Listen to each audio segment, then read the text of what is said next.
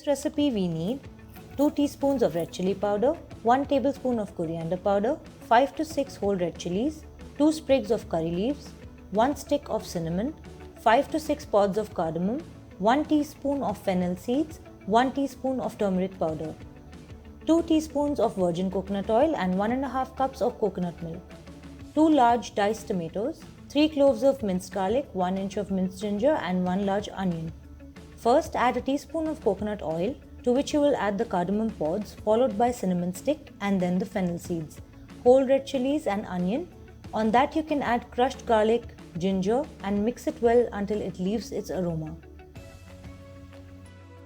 After the onions get light golden brown, leave a little dry masala aside and add the red chili powder, coriander powder and turmeric powder, to which you will add the tomatoes and then stir well. Add salt to taste and stir it well.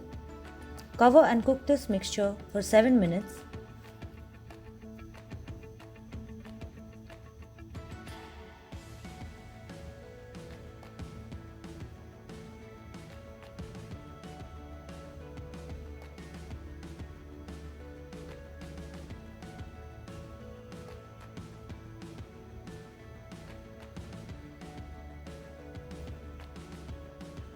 Then add it to a mixing jar, blend it with water.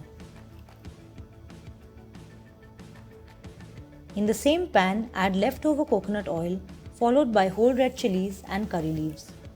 Then add the chicken and fry this mixture well. Add a pinch of the leftover masala powder and cover and cook to get a juicy texture.